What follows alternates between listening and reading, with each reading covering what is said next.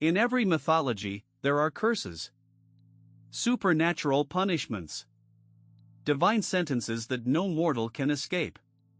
But what if I told you that every famous curse in Hindu mythology maps perfectly onto a recognized psychological disorder? That the ancient sages weren't describing magic, they were describing the human mind breaking in ways that modern psychiatry only named in the last 50 years? 3 curses. 3 diagnoses. Let's read the case files.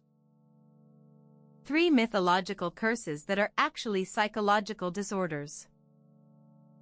Case File 1. Gandhari's Curse on Krishna. The diagnosis: displaced rage disorder with chronic martyrdom. Gandhari was a Gandhara princess married to a blind king. On her wedding day, she made a choice that would define the next 40 years of her life. She blindfolded herself. If her husband couldn't see the world, she wouldn't either. Historians call it devotion. Psychologists call it something very different. They call it moral masochism, the deliberate choice to suffer in order to accumulate moral authority. Every day Gandhari wore that blindfold, she was building a ledger. A record of sacrifices. A weaponized grief that she stored for decades, waiting for the right moment to deploy it. The moment came when all 100 of her sons died in the war. Every single Kaurava dead. And Gandhari didn't turn her rage on the Pandavas who killed them. She didn't blame Duryodhana for starting the war. She aimed at Krishna, the god who could have prevented everything but chose not to intervene. She removed her blindfold for the first time in 40 years, and with eyes that had accumulated 4 decades of unseen tears, she cursed the Yadava dynasty to annihilate itself. In clinical psychology, this is textbook displaced aggression. When the true target of your rage is too painful, your own son's choices, your own complicity, you redirect the anger onto a safer target. Gandhari couldn't admit her sons were wrong. So she blamed God. And her rage was so concentrated, so compressed by 40 years of silence, that it actually worked. The clinical parallel is precise. Displaced rage disorder involves redirecting intense anger from its true source to a substitute target, often someone perceived as powerful enough to absorb it. Gandhari's 40-year blindfold was the compression chamber. Her sons' deaths were the trigger. And Krishna was the target large enough to absorb a lifetime of repressed fury. The curse didn't come from divine power. It came from human psychology at its most concentrated. But Gandhari's curse at least had a target.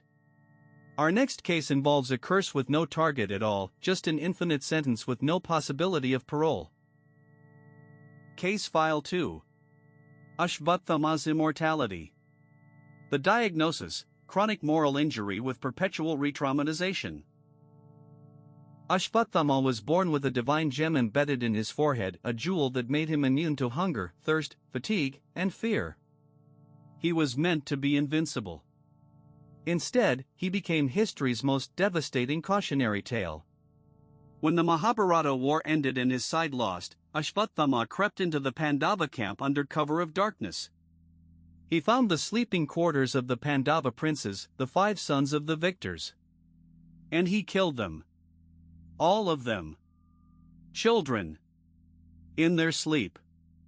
Then he launched the Brahmastra, a weapon equivalent to a nuclear strike, at the unborn child in Uthara's womb, attempting to erase the Pandava bloodline entirely. Krishna saved the unborn child and turned to Ashwatthama with a punishment more terrifying than death. He ripped the gem from Ashwatthama's forehead. The wound would never heal, never stop bleeding. Then he cursed him, "You will wander the earth for eternity. No one will shelter you. No one will speak to you. You will carry the memory of what you did tonight with perfect clarity, forever. You will not age. You will not die. You will simply exist, with your guilt, until the end of time." Moral injury was first identified in Vietnam veterans. It's distinct from PTSD.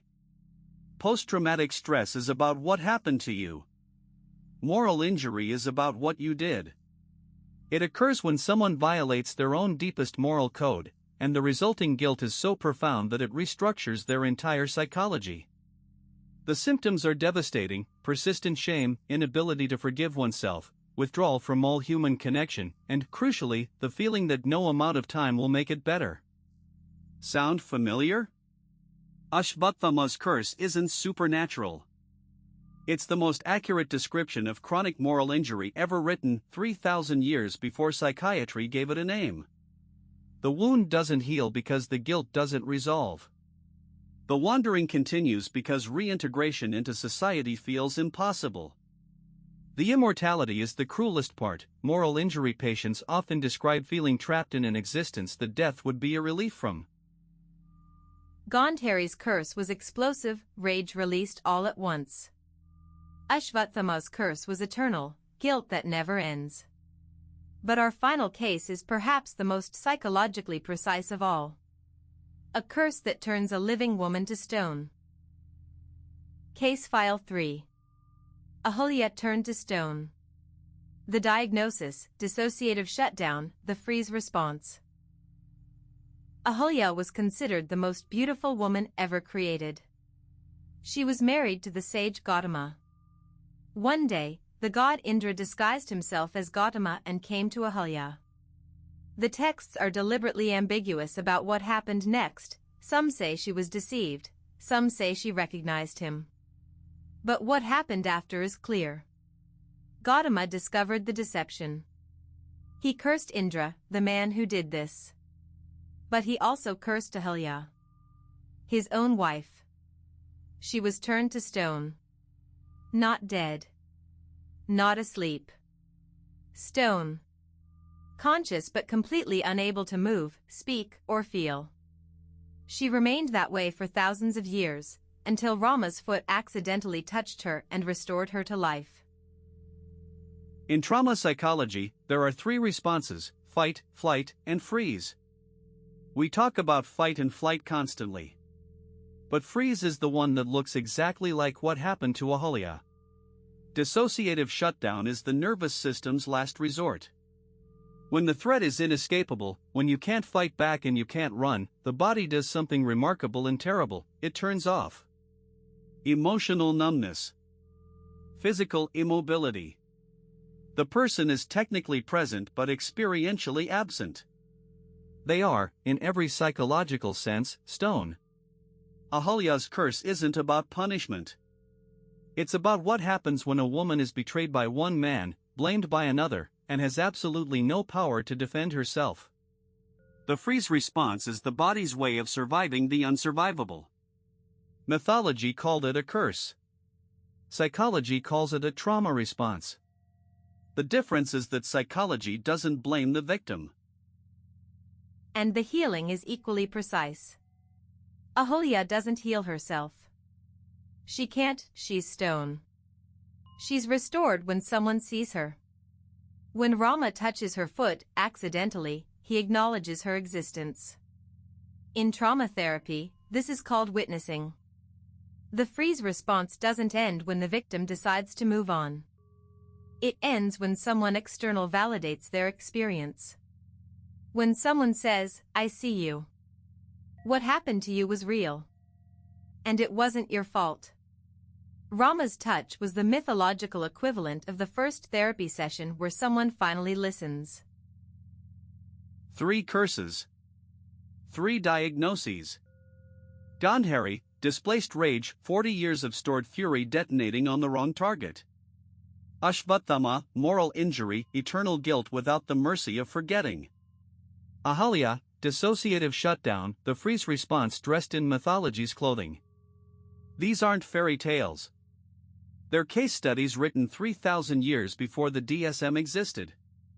The ancient sages didn't have brain scans or clinical trials. But they had something modern psychology is still catching up to: the understanding that the mind breaks in very specific, very predictable ways. And they encoded that knowledge in stories so powerful that we're still telling them today. Which curse sounds most like something you've experienced? The rage that builds for years before it explodes? The guilt that replays on an infinite loop? Or the shutdown, the moment you turned to stone because feeling anything was too dangerous? Drop your answer below. And if one of these resonated a little too deeply, that's not a coincidence. That's recognition. Subscribe for weekly mythology and psychology deep dives. Because the oldest stories are still the most accurate diagnoses.